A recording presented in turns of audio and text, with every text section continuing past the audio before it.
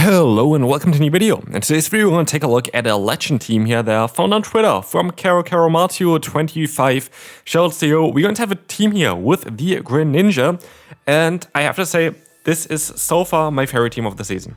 By far, this team was the most amount of fun. It has my favorite Pokemon in there with Greninja, and this team was the most consistent I faced and used, of course, which is kind of an interesting one because maybe you wouldn't really expect it with the Pokemon that we have here. But this team was so much fun to run. I wanted to play a team with Blastoise anyway. I haven't played Blastoise at all yet, really ever. I only had in one or two videos, but I didn't really play it in any of my teams. Because I was a little bit worried with just the singular typing there. Rolled is alright, but not the strongest. But yeah, Blastoise was one of the best Pokemon I've played all season. And here we see already it's going to be a good game already.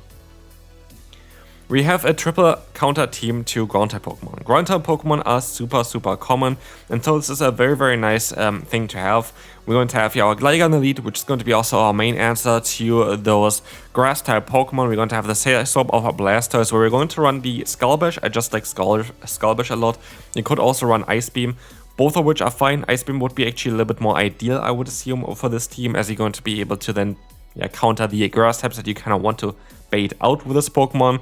But also still the Skull Bash has some benefits, like being better against the Azumarill or the Lapras, which can be a bit more of a trickier thing for the lead or for the team itself. And so actually if you take a look at every kind of matchup that you have here, totally I do think that the Blastoise might be actually better with the moveset that we have here, just in order to have a better matchup against Azu and that Lapras, which can be a little bit tricky otherwise, especially the Azumarill.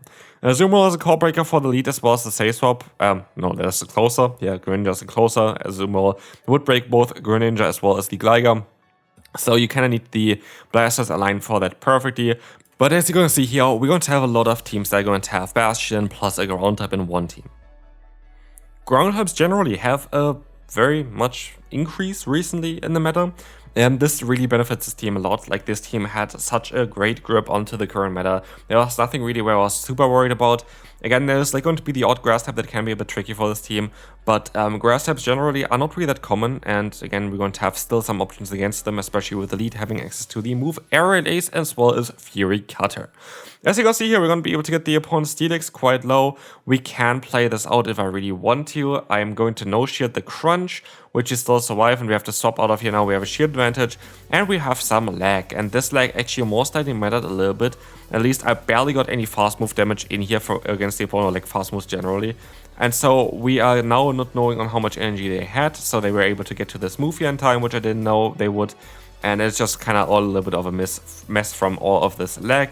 But maybe you can still win this battle, depends on what they have in the back. It's going to be the Annihilate, and at this point I don't think I have a chance anymore. Yeah, this kind of, most likely, especially with the Area Ace not going through here, kind of killed the game immediately. Of course, not too sure if I would have won any other way either, so I wouldn't want to say that, but definitely kind of didn't help there, I want to say. Anyway, we're going to have go this spot against us. This is going to be a matchup that we're usually going to be able to win. I think it's actually guaranteed that we're going to be able to win it because we should have the one turn advantage. Unless I think I give them a free fast move, which I don't really gonna do here. So we're going to be kind of in our right spot, but I could even take a little bit more advantage here if I would try to get out of here and swap and catch the move onto the Blastoise. I don't know if I should do that. I'm gonna do that at least. I'm going to have the Aerial Ace start now. The opponent's going to be Energy Dry. Awkward Jet is coming through, and they're swapping out into the Stunfisk, which is perfectly fine. This kind of allows me to perfectly align myself here against the opponent. And as we will see here as well, we're going to have the Hydro Cannon coming through. This is going to allow us to get the, hopefully, KO here soon. Yeah, we're still going to get the charge move here. This hopefully going to get the KO against the opponent. We have still energy on our Gligar, and we are going to be able to swap out straight away. We can go for the Aerial AC, and this is going to be able to get the KO against the opponent. As we will see the Drifblim coming in now. We have, of course, one of the best answers still lurking in the back here with the Greninja, being able to resist everything while hitting Pokemon incredibly hard as well. And so we are going to be able to just get those Night Slashes off very soon here. And with that, we are going to be in a perfect position. Night Slashes coming in. That's going to allow us to get the KO here, and we can move on to the next opponent. we're going to have the Merrick here against us. And again, this is going to be kind of why this team functions so well. The current meta shifted quite a bit to very toxic teams that utilizes the Mud Slap as well as the Smackdown. And with that recent meta trend, this team kind of completely destroys most of the teams that you're going to encounter. As yeah, we're just going to have very good answers for those certain Pokemon that you don't want to face. And so we are going to be able here now to get out the opponent's fortress, and it's very likely going to be a Bastion in the back, as this team currently takes over the meta, and this team that we are running completely destroys it. And so we are in a very solid spot if everything is like we expect it to be. We are going to be able to get a ton of energy here against the opponent. We can take the hit, knowing that our Greninja is very likely going to be able to sweep, and there is the Bastion coming in. We can go for the Hydro Cannon spam, and now the opponent doesn't really have any play anymore, as we can go for another Hydro Cannon afterwards as well. This is going to allow us to do a ton of damage. We can go for, we're gonna get the shield here, and with that we can even get to another one and swap out eventually afterwards as well. We're going to be in such a good position. I kind of would like to keep my Blasters alive. That's why I decided to use a shield, because I know that the Roller can come in clutch against the Fortress. The opponent is in range for any kind of Hydro Cannon here anyway. I'm going to be able to go for that move here right now, and we're going to be able to get the KO against the opponent's Bastion or the final shield, as we can use a shield as well. We just have to try to get rid of the opponent's Fortress, and we can guarantee win the battle. As you're going to see here, the Night Slash is coming in. This is going to allow us to get the KO against the opponent. We can now move on to the next one, as this one is gonna go down. So we will see who's going to be up next, as we can now take a look at another matchup that's very similar to what we just saw. But as we will see here, there's going to be a Darkspawn coming in. With the Darkspawn coming in here right now, it's going to be a bit more of a tricky one, as this might be a double charm line. And if it's a double charm line, they have to play that a little bit differently. As we're going to see here as well, Psychic Fangs is coming through. We are going to be able to go ahead and get the shield from the opponent. And as you're going to see here, we're going to have now another Hydro Cannon coming through against the opponent as well. And I assume that they very likely don't want to go ahead and go into their ground type against our Blastoise, and rather go into the Charmer. And this is exactly why I decided to go ahead and go into my Blastoise here right now, because I think that I can go for the full farm down and pressure whatever wants to come in next. It's not going to be the ground type, is at least what I assume. I do think they're going to go very likely into their Fairy type, into the Wigglytuff, and so we force the opponent to do a play that actually hurts them in the long run. Well, they didn't even know about it, which is really, really cool. And so the Hydro Cannon is not going to be able to knock them out, but it allows us now to have perfect alignment. At least what you maybe think, but I'm actually going to try to catch the move here, knowing exactly on how much energy the opponent has.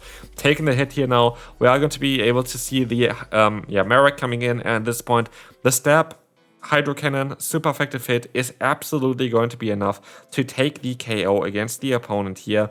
And so we are going to be able to move on to the next one,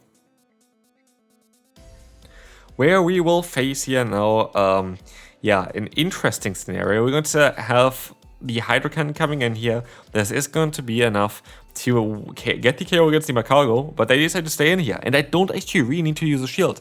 I can let the move go. It's going to be Rock Tomb. It does only half of our health, and they swap out into the Dusclops, and we have the best answer against both Dusclops as well as Macargo still lurking in the back, and I am quite excited to trying to destroy the opponent's Pokemon there. Let's see on how this is going to go for us, as we're going to have here the Hydro Cannon coming in again, getting them a little bit lower. But what we can do next is we can go ahead and go for the Night Slash with Greninja, and this is looking really, really nice for us. The Night Slash is coming through, it allows us to get the shield, and they're gonna go for their own charge move, which I'm not really too scared about. I can still use a shield here, and then it's going to be the Poltergeist. This is a resisted hit, but the opponent decides not to forfeit because all the energy went to waste, and this is going to be absolutely perfect. And we can move on to the next one.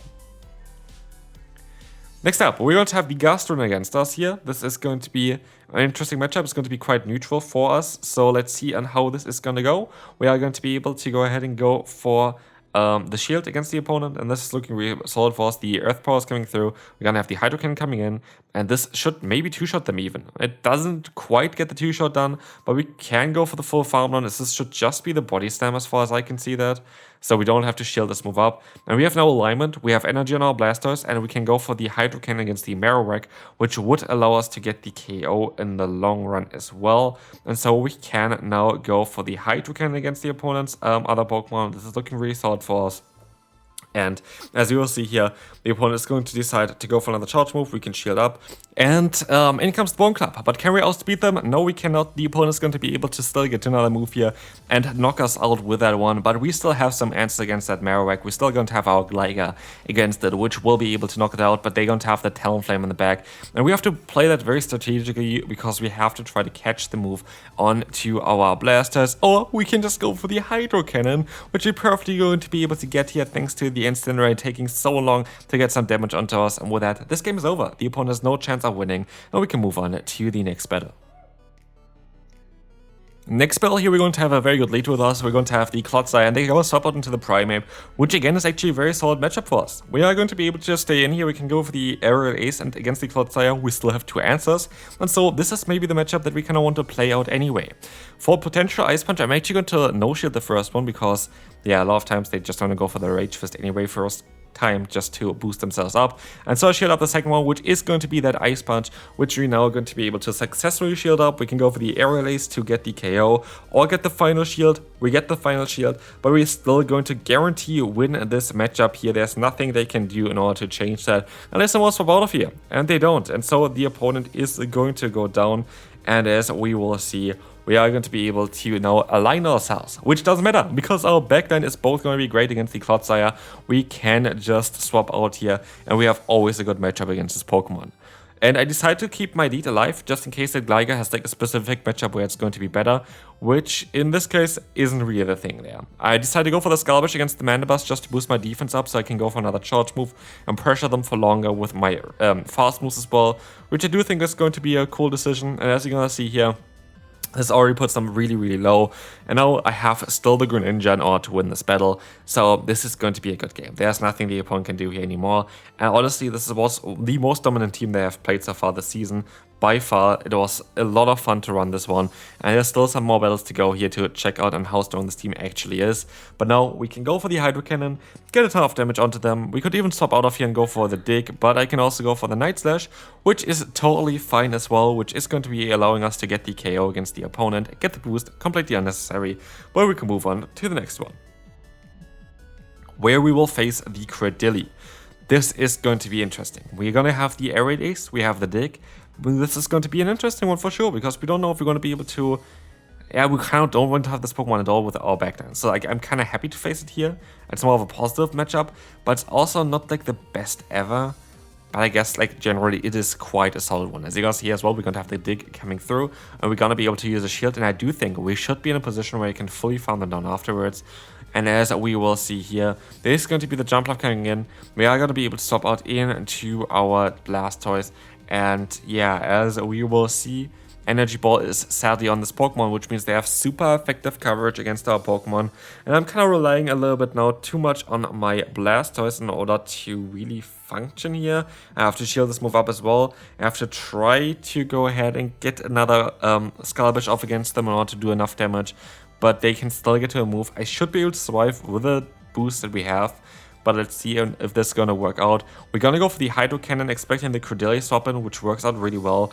But I'm not too sure if this is going to actually help us out in general. And as you can see here, they're going to have the Gas Stone in the back. We are going to be able to two-shot them, but I'm not too sure if I'm going to be able to get there in time.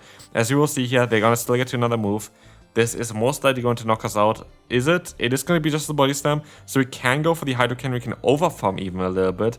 And this is going to be quite alright, as now this is going to get the KO against the opponent. We don't get to another move. Can we get to a Skull? We can't get to a Scalbash here either. And so sadly, we're going to lose this battle here against the Jump Love. Bit annoying, but it is what it is. Alright, we're going to have the Sableye. This is going to be a very neutral matchup, but generally a one that we're going to lose. But there's currently a very popular team with Shadow Sableye, which is going to run the backline of the Talonflame as well as the Lapras. I wonder if this is the same team.